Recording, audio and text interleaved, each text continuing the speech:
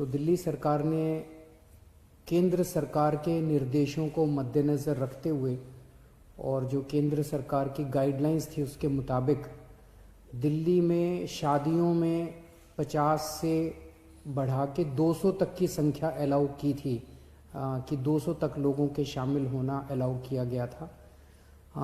उस ऑर्डर को विड्रॉ करने के लिए आज निर्णय लिया गया है कि 200 से वापस 50 लोगों को, शादियों में केवल 200 से 50 लोग अलाउड होंगे। और ये निर्णय मैंने एलजी साहब की अप्रूवल के लिए अभी सुबह सुबह भेजा है। मैं उम्मीद करता हूँ कि उनकी जल्दी अप्रूवल आ जाएगी।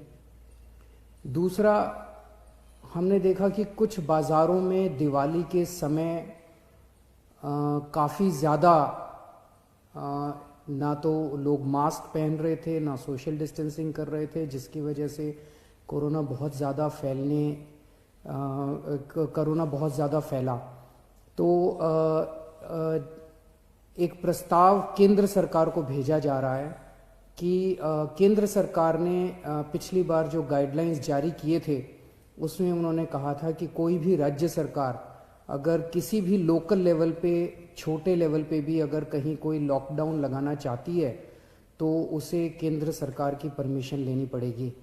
तो एक जनरल प्रस्ताव केंद्र सरकार की अप्रूवल के लिए भेजा जा रहा है कि अगर कहीं पे, अब दिवाली ख़त्म हो गई है, हम उम्मीद करते हैं कि बाज़ारों के अंदर जो इतनी ज़्यादा भीड़ थी वो भीड़ कम हो जाएगी और हमें ज़रूरत नहीं पड़ेगी।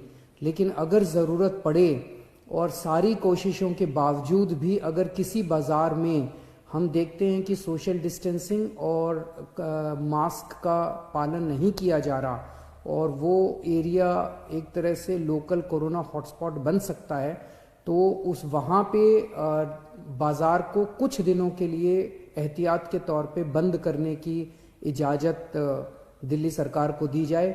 ऐसा प्रस्ताव अभी केंद्र सरकार को भेजा जा रहा है। इसके लिए भी मैंने एलजी साहब की परमिशन के लिए अभी लिख दिया है। हम सब लोग, आप देख रहे हैं कि किस तरह से सारी सरकारें मिलके कोरोना की स्थिति को काबू करने की कोशिश कर रही हैं। केंद्र सरकार का मैं खास तौर से शुक्रिया अदा करता हूं कि इस कठिन परिस्थिति में केंद्र सरकार ने दिल्ली वालों की मदद की है। और सबसे बड़ी मदद है कि जो उन्होंने 750 आईसीयू बेड्स और जल्द से जल्द बढ़ाने का उन्होंने आश्वासन दिया है। इससे सबसे ज़्यादा हमें लाभ होगा, क्योंकि इस वक्त बाकी सारी, मैं एसेस कर रहा था, बाकी सारी बेड्स अभी हैं, सफिशेंट हैं। कुछ अस्पतालों में, जो सबसे बड़े बड़े प्राइवेट अस्पताल हैं, उन अस्पतालों को छोड़ दे तो अन्य कई सारे सरकारी अस्पतालों में भी हैं और कई सारे प्राइवेट अस्पतालों में भी बेड्स की स्थिति ठीक ठाक है। लेकिन आईसीयू बेड्स कम होते जा रहे थे, आईसीयू बेड्स की संख्या लगातार कम होती जा रही थी। और मैं इसके लिए केंद्र सरकार ने आगे बढ़ के मैंने एक हफ्ते पहले चिट्ठी भी लिखी थी केंद्र सरकार को कि हमें तुरंत आईसीयू बेड्स चाहिए, और केंद्र सरकार ने इसको सकारात्मक तौर पे हमारे को वो किया। इसके लिए मैं पर्टिकुलरली शुक्रिया अदा करता हूँ।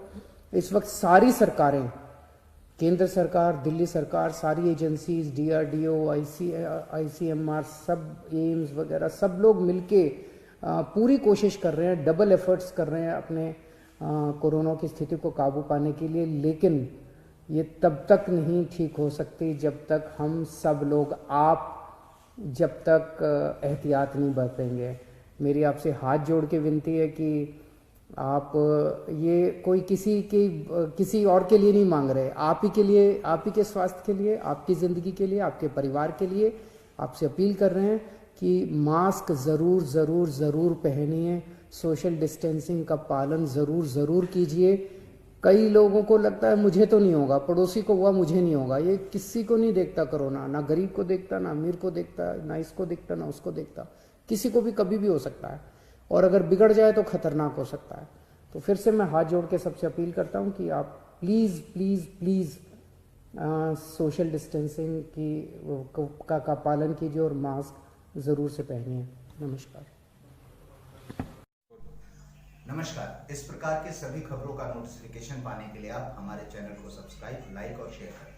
साथ ही बेल आइकन को दबाएं ताकि खबरों का नोटिफिकेशन सबसे पहले आप तक पहुंचे। आप हमारे फेसबुक पेज को भी लाइक कर सकते हैं, और अगर आप हमें YouTube पर देख रहे हैं तो आप हमारे YouTube चैनल को भी सब्सक्राइब करें। साथ में ही आप हमारी वेबसाइट को विजिट कर सकते हैं www.indianow24x7.com। धन्यवाद आपका।